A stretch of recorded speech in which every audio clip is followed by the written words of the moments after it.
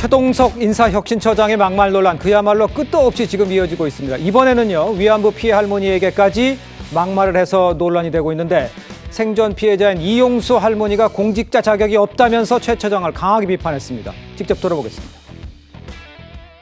공직자가 해가지고 당치도 않는 그런 망언을 해요. 자격이 없죠, 그 사람은.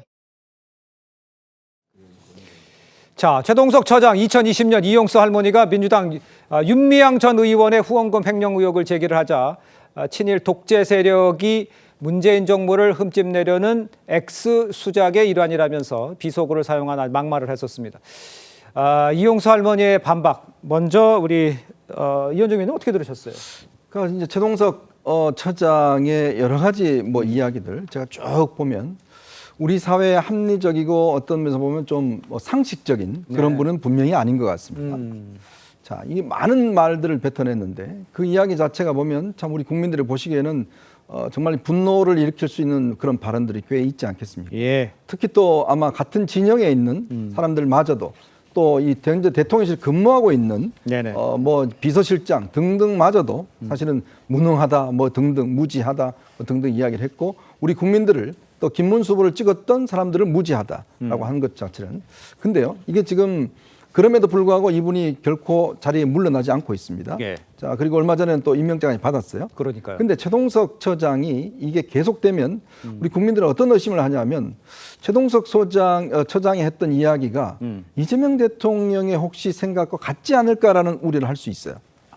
왜냐? 지금 그렇게 같지 않으면 다르다 그러면 저는 당연히 인사 조치를 해야 된다고 보거든요. 네. 왜? 지금 이런 이야기를 쏟아내는 사람을 같은 정부에서 그것도 인사혁신처장, 즉 인사를 담당하는 사람입니다. 예. 자, 그러면 그런 분들을 이재명 대통령이 계속 품고 있다 그러면 이게 지금 이재명 대통령 생각인가? 본심인가? 라는 의문들을 분명히 가질 수 있지 않겠어요? 자, 그걸 끊어내려면 나 이 사람하고 생각 달라요.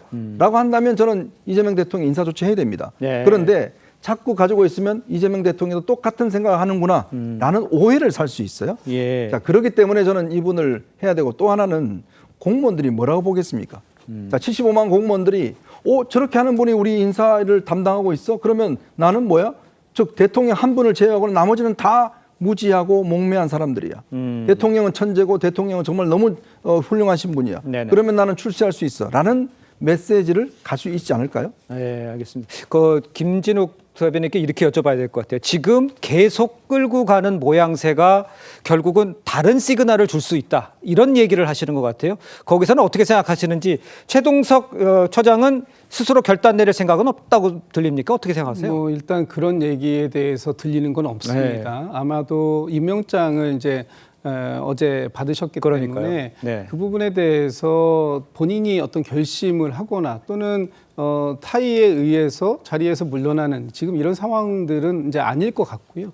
예. 계속해서 이런 얘기들이 나오는 것들이 사실은 여당에도 그렇고 네. 또 아마 지금의 대통령실에도 그렇고 이재명 대통령에게 가장 큰 부담이 되고 있는 것도 사실이고 굉장히 또 이런 부분에 대해서 답변 드리는 부분도 곤혹스러운 측면이 상당히 있다. 예. 그래서 이제 여당의 의원들 특히 친명계 의원들이라고 하시는 분들의 목소리에서도 곤혹스러움도 묻어나고 또 지금 대통령에게 이렇게 계속해서 부담이 되면 앞으로는 그 어느 수준을 넘어서는 상황이기 때문에 어떤 결심이 필요한 거 아니냐 이런 말씀들도 지금 이제 살살 나오고 있는 것 같아요. 그러나 지금까지 그 부분에 대한 본인의 결심이 없는 상황 속에서 이 부분에 대한 정리가 빠르게 이루어지지 못하고 있는 부분이 있다 이런 말씀드리고 저 개인적으로도 지금 이 최동석 인사혁신처장이 본인 개인의 어떤 공직에 들어오기 전에 개인의 생각이었다 하더라도 그 부분에 대해서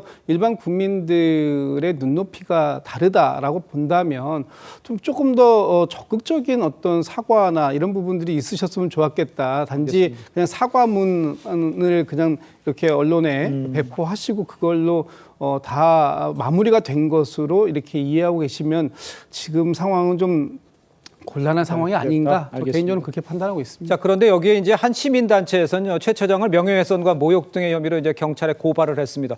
수사를 통해서 최 처장의 혐의가 좀 만약에 인정이 된다면 최 처장이 스스로 내지는 또 뭐 주변에서 거취에 대해서 어떤 영향이 있을 수 있지 않느냐 이런 이야기도 나오고 있는데 어떻게 보세요? 공직자가 저것도 이제 인사를 담당하는 인사수장인데 예. 물론 차관급이라 하더라도 네네. 명예훼손 고발까지 당하고 이런 상황이면 물러나야 돼요. 네.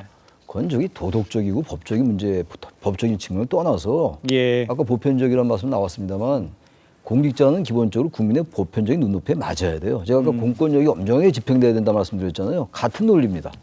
적어도 일반적이고 보편적이지 않은 그런 인사가 국민 눈높이에 맞다고 볼 수 없는 것이고 예. 국민 눈높이에 맞지 않는다는 얘기는 국민의 평균 인식에 못 미친다는 얘기예요. 근데 그런 사람이 이렇게 중차대한 차관급 보직에 있으면 안 되죠. 네네. 그래서 최근에 그 국무회의에서 그런 말도 했다는 거 아니에요. 너무 유명해져서 제가 죄송합니다. 그러니까요. 이게 본심인지 일부러 조롱하려 했던 건지 알 수가 없습니다만 예. 이거 빨리 여권의 균열을 막기 위해서라도 네네. 이건 조치를 할 필요가 있다고 생각합니다. 알겠습니다.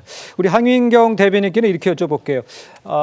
왜 이 대통령은 이런 얘기를 쭉 두고 민주당 내에서도 문제가 있다고 지적이 나오고 있는 이분을 끝까지 가고 있는가? 무슨 이유일까? 왜 밀어붙이고 있는가? 여기에 대해서는 어떻게 예상을 하죠? 이유를 어떻게 보세요? 그러니까요. 네. 참 그 부분이 저도 궁금한데요. 이 최 처장이 예전에 했던 말 중에 코드 인사를 해야 된다. 네. 이런 말이 있었습니다. 그리고 한 거라고는 이재명 대통령을 정말 하늘에서 낸 사람이라고 이렇게 정말 거의 찬양에 가까운 그런 말을 했던 분이고 전문성도 없는 그런 분인데 이분에 대한 임명을 이렇게 여당에서도 비판이 많은 그런 상황에서 예. 임명을 강행한다라는 것은 이재명 대통령을 입장에서도 사실 좋지 않을 것 같고 이재명 대통령이 어떤 생각을 가지고 이렇게 이분을 임명을 강행하신 거에 대해서 국민들이 많이 이제 생각을 하실 거고 네. 공무원들조차 이제 자괴감을 가질 것이다 이런 생각이 들어서요.